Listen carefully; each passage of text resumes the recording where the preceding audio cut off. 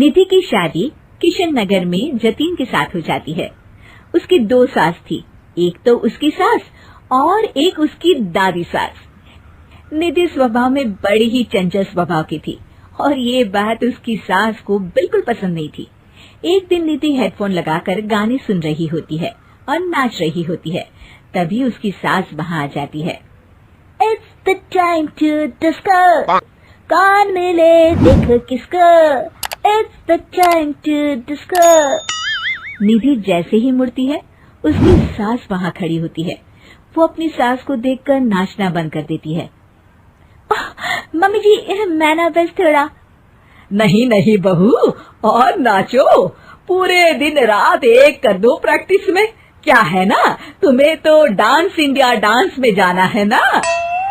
Dance India dance? नहीं नहीं mummy जी, वो तो मैं बस ऐसे ही। हाँ हाँ पता है, तुम ऐसे ही ठुमके मार रही हो, नाश्ता तो बना रही है अब तक। ओह, बस मम्मी जी मैं जा ही रही थी बनाने। तभी वहाँ निधि की दादी सास आ जाती है। अरे बहू, जरा मेरे कमरे में तो चल, तेरा चश्मा नहीं मिल रहा है। माँ जी, चश्मा मिलेगा भी कैसे, वो तो आपने अपने सर पर लगा रखा है। भूल गई थी मैं। सास वहाँ से चली जाती है और दादी सास निधि की तरफ देखकर मुस्कुराती है और आंख मारती है। अगले दिन निधि टीवी देख रही होती है। तभी वहाँ उसकी सास आती है और कहती है, बहू ये क्या, दिन भर टीवी के सामने अपनी आंखें खराब करती रहती है तू। मम्मी जी वो कोई काम नहीं था तो मैंने सोचा कि टीवी ही देख लूं। अच्छा, काम नहीं था, कोई नहीं, रात में घर में कुछ रिश्तेदार आ रहे हैं, उनका खाना बनाना है। चलिए बहुरानी जी। हैं? कितने लोग आ रहे हैं मम्मी जी? यही कोई 10-12 लोग होंगे। अभी से ही लग जाओ काम पर, समझी। उनकी खातिरदारी में कोई कमी नहीं रहनी चाहिए। सास वहाँ से चली जाती है। बाप रे, 10-12 लोग, इतने लोगों का खाना, इतना खाना तो एक साथ मैंने कभी नहीं बनाया। निधि रसोई में जाती है और सब्जी काटना शुरू करती है।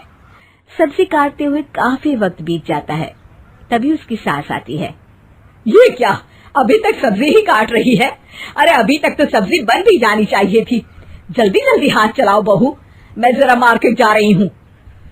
सास चली जाती है। इतना सारा काम है और खुद अकेले ही करना पड़ रहा है मुझे। निधि सब्जी काटने के बाद आटा गूंदना शुरू करती है तो देखती है कि आटा खत्म हो गया है। आटे के पैकेट ऊपर वाले स्लैब में रखे हैं।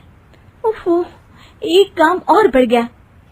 निधि आटा निकालने के लिए स्टूल पर चढ़ती है और पैकेट उतारने लगती है। तभी उसका बैलेंस बिगड़ता है और सारा आटा उसके ऊपर गिरता है। हे भगवान, मर गई रे, ये तो सारा आटा ही गिर गया। अब क्या करूं? आज तो सासू माँ से बहुत डांट पड़ेगी। तभी उसकी दादी सास को रोने की आवाज आती है और वो रसोई की तरफ आ जाती हैं। देखती है कि निधि आटे में लथपथ जमीन पर बैठी है और पूरा आटा रसोई में बिखरा हुआ है। अरे बहू, ये क्या हालत बना रखी है तूने अपनी? मेहमानों के आने का वक्त हो गया है और रसोई की ऐसी हालत है। दादी सासू माँ, आज तो मुझे मम्मी जी घर से ही निकाल देंगे।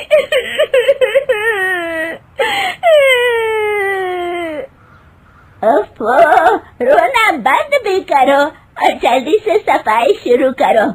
चलो, खाना मैं बना देती हूँ। निधि सफाई में लग जाती है और दादी सास झटपट सारा खाना बना देती है। रात में सारे मेहमान खाने पर बैठते हैं। लीजिए ना, आज तो सारा खाना हमारी बहू ने बनाया है। सब खाना शुरू करते हैं।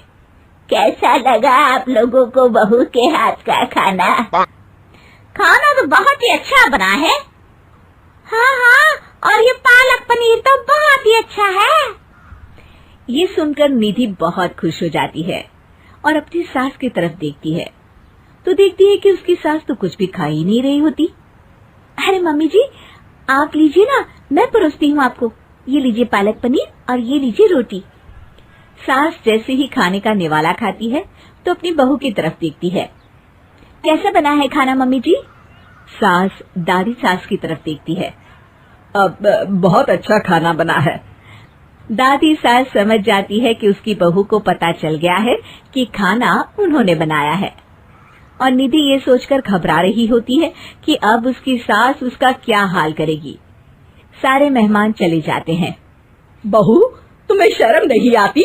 सारा खाना तुमने सासू माँ से बनवाया? नहीं मम्मी जी, वो दरअसल आटा।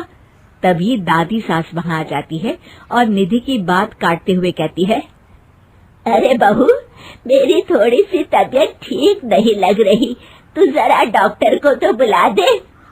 अरे सासू माँ, क्या हो गया आपको? चलिए कमरे में आइए आप।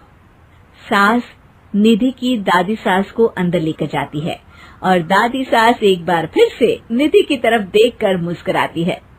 दादी सास ने मुझे फिर से बचा लिया।